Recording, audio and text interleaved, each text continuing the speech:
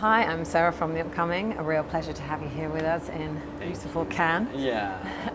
Maybe you could begin with a brief introduction to Domingo and the Mist. For people who don't know anything about your film, what can they expect? Well, they can expect a lot of politics. They can expect a lot of like knocking doors on the other side. You know, a lot of film tricks, a lot of a joyful ride, a somber film. You know, they can expect a lot of things. They gotta watch the film first. And coming to this topic, I guess, of mourning, of grief, it's something that you've, I think, explored previously, but you've kind of lent into in a more obvious way in this film. So maybe you could talk a bit about your interest in this topic and why you wanted to explore it in this way in this particular film. Yeah, well, I wanted to talk about an unprivileged male, you know, in his last days. But to me, it's important to not build cinema around heroes, you know, but to go dual on the good things we do and the not so good things we do, right? And Domingo has a lot of guilt, a lot of grief, a lot of regrets, you know, for his past self, and he's like sort of in a race against time to amend his mistakes that comes from his machismo, mistakes that comes from his drinking, you know, and so this highway thing, it's funny because like the ghost might be like a metaphor for the social part of the highway, but the highway is also a metaphor for his inner self, you know, because he's running out of time. He wants to change, but doesn't know how, doesn't have the tools, and he's literally running out of time because they're kicking him out, right? So, yeah, I mean, I'm not interested in guilt as a theme, but in what does to people, right? Because I think we live with a lot of guilt, with a lot of stuff that we carry that we could not carry that much, you know, if we go to therapy. No, I'm kidding. But yeah, yeah. And can you talk through a little bit your casting process and this approach of kind of mixing professional, non-professional actors? Does that pose any challenges in some respects? Or I guess it can be kind of exciting because of that mix and they can support each other in some ways. I think what you just said, it doesn't clash. You know, it's a big challenge, but that's what makes it exciting, right?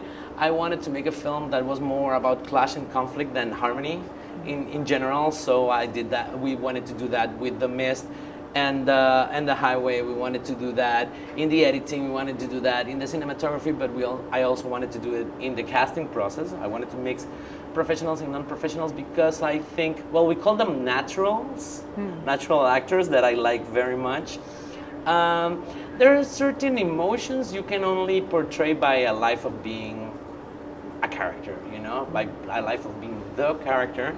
And we are dealing in the film with a class struggle, and I thought it was important to give the people that has lived that fight, you know, give them their own voice. I think the natural cast, the non-professional cast, has a texture in the way they talk, in the way they move, in the way they do everything that I really loved. And the professional actors, on the other hand, gave me like this strength, you know, this support of these characters that not only was great for their performance, but also because it helped the performance of the non-professionals, and the non-professionals challenged the professionals. And, you know, all of a sudden is this like big mess that you have to come and mediate, and that's delicious, you know, it's just delicious. It's really fun. For me, directing actors has to be a game. If it's not, then I'm doing it wrong. And yeah, talk a bit about that atmosphere on set, 'cause I was reading, you know, it's kind of like a bit of a punk approach to things, not really relying on the script, kind of like improvisational. And so why do you like to work that way? And what do you think that has effect on what we see on the screen? Because it totally defines a movie, totally, you know, like the movie feels different, feels more free, you know, it's like, coming from Costa Rica, we don't get to do films like that often, so when we do, it's like, we want to have fun, right? We want to have fun. I think sometimes our film industry like really relies on, scheduled things and doesn't like risk, because risk means risking money, which is the most important thing apparently. And we wanted to go against that. We saw ourselves more as a 60s Velvet Underground record, with that texture. We wanted it in the film. We made all the VFX ourselves on set. We shot it with a 7-person crew. We were all friends.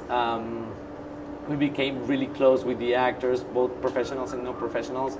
So it was all very fun. And it really felt like we were a punk band, in the terms that we were filled with adrenaline and frustration, but also like this sense that we were changing the world one scene at a time, Can you talk a little bit more about the look and feel of the film and kind of the distinct visual tone of it, and kind of, how you use the effects and the frame that you use and things like that? Yeah. Well, I think one of the most beautiful things about cinema is how it can change people's lives.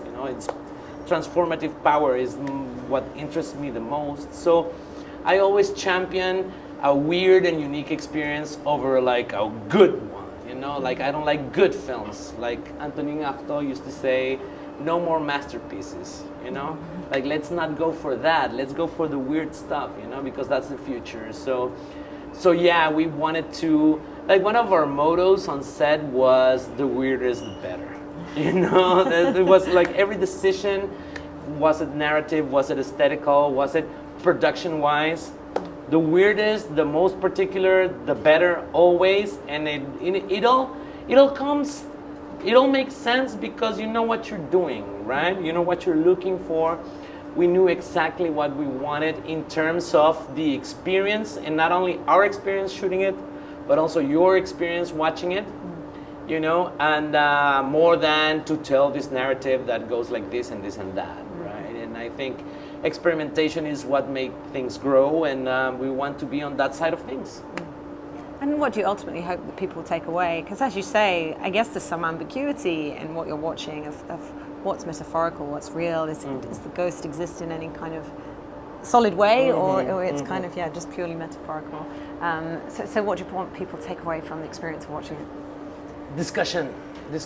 I just want, I don't know, every time I see a film, I kind of like stopped using the I liked it, I didn't like it adjectives. I just want the world to talk, the world to debate, the world to be active on what is going on, because if we can like solve a puzzle of a film, we can maybe solve a puzzle of our lives and our world, And I mean, this film is super open for interpretation. Like, the ghost exists, doesn't exist, like, you tell me. I myself don't know, I never cared to know.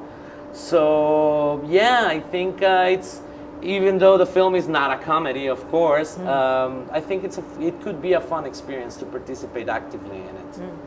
And you were talking a little bit, there about like filmmakers maybe in Costa Rica, but do you see your film as within kind of Latin American cinema? Do you take inspiration from any other filmmakers? And what do you think would make a film distinct from Costa Rica, for example? Well, we're looking for a voice. Like in Costa Rica, we don't have much history. The first Costa Rican film was in 1933 or something like that. And from 1930s to the 2000, there was like 11 films just.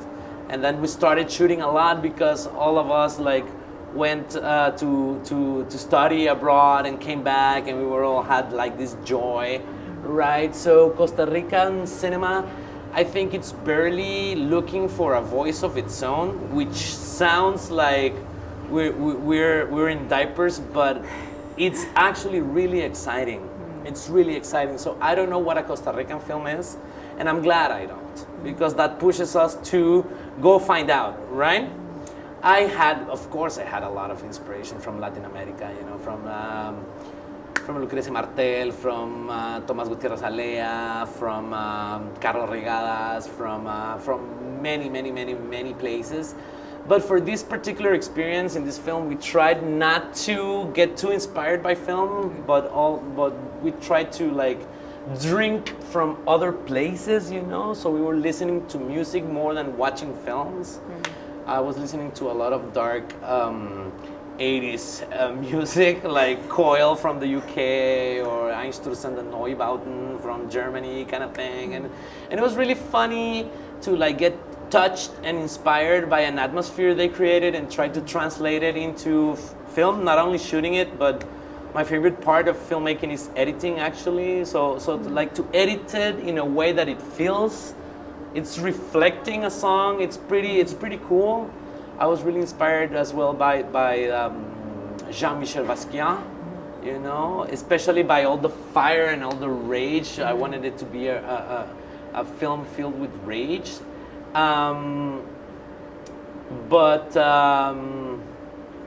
yeah, I mean, like it. Ultimately, if you trust yourself, you have inspiration coming from all over, from 37 years of being alive, you know.